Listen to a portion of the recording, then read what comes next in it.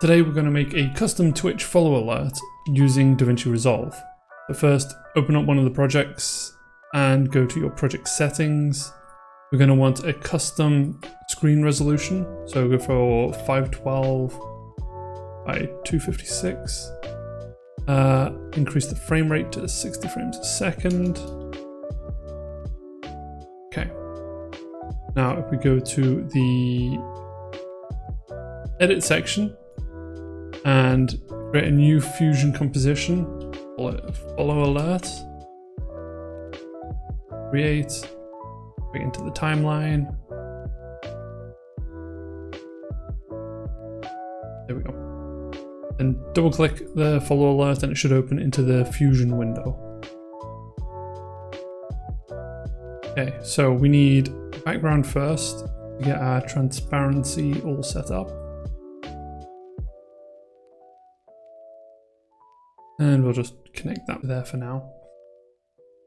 From here, we need a merge node, and this is going to be stylized based on Persona 5, which is a popular JRPG. It has a pretty striking design, and making your follow alerts and subscriber alerts and things like that based on the game you're playing is a pretty cool way of building it into your stream. Okay, so with this, we're going to make some polygons. We need a background for that, so we've got a color. Connect polygon to the background and then the background to the merge. Tidy up those.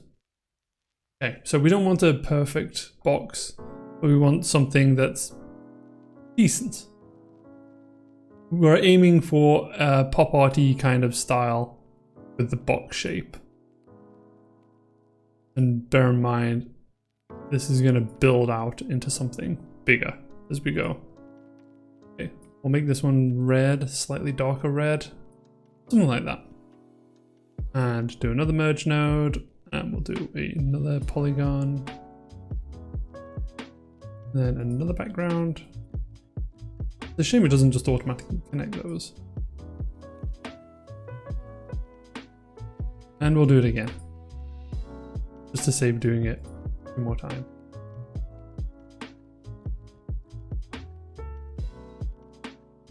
This will make sense in a second. So for this polygon, first make it black and make this one white. And then we'll draw a box inside of this one.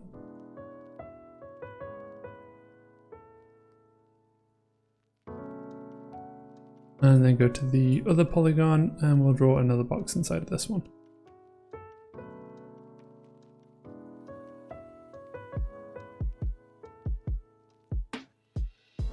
We might need to move these shapes around just a little bit.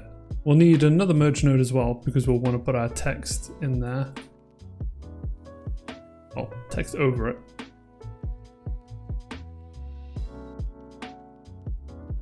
So we'll go through that in a sec. Let's first move these around a little bit, make them a slightly nicer shape. They look a bit too even right now for me. Okay, something like that.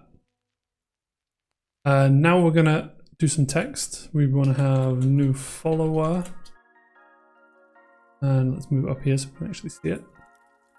Font style that's similar to the fonts used in Persona 5 is Helvetica Now. If we move this over here and rotate it just a little, and get it fine here, we'll make it a bit bigger. One. Oh no.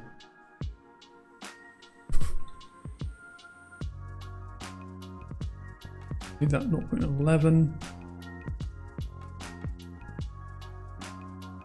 Get it sort of going along that red line.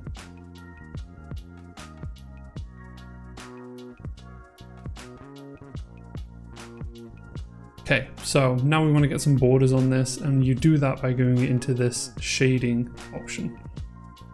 This first element represents the color of the text itself, which will keep as white. And they've got some predefined ones, like this red outline is a templated name kind of thing, but it automatically adds a red outline. We don't want a red outline. But what we do want is we want a black outline, and we want to increase the thickness to 0.15 so we get a nice little block around it. And try the different joins. Ooh, that one's broken. That's pretty good. We'll do this one and then maybe the join style for the other one.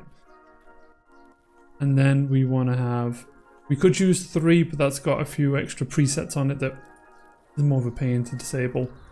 If we go on to 4, which is just a blue border, we can swap this down, change it to use an outline, text outline.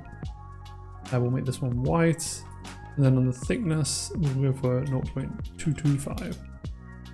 We get a nice white border around the black border, and it makes the text really stand out. That doesn't work unless we do it on the other one. Do it on 2 as well.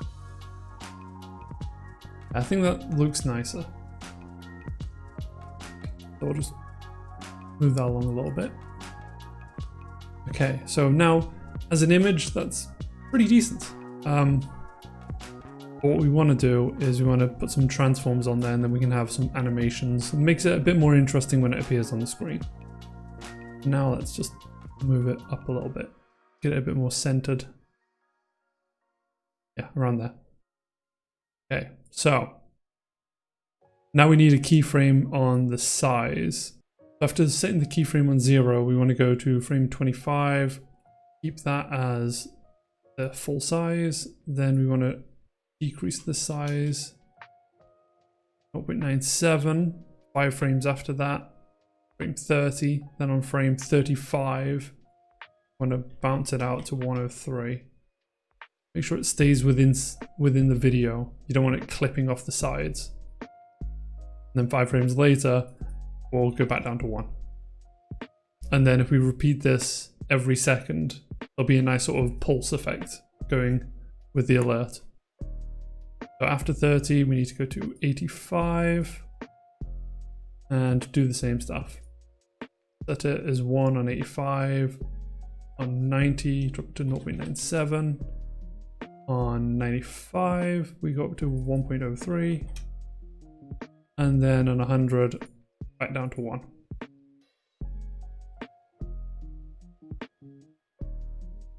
So we can probably already see it. It's got a nice little bounce in. And if we just have it do that for the duration, it'll look pretty good. Okay, so from there we need 145, which might be a bit hard to find because it sort of simplifies the timeline, but you could just write it in this text box over here, so 145, and I'll select it for you. There, 145, we go to 1, then on the 150 frame, 0.97, 155, 1.03, and then at 160, go down to 1. And repeat this. Okay, so after it's all set up, we can play through it and see it do the little bounce, which I think looks pretty good, and it sort of goes with the style of the Persona 5 games. Of course, the text in the middle won't be doing this bounce effect, but that's fine. That'll make the name stand out more, if anything. We don't have to worry about the first 25 frames or the last 20 or so frames, because most platforms, so Streamlabs or StreamElements, they offer a fade in, fade out functionality, so we don't have to build it in ourselves.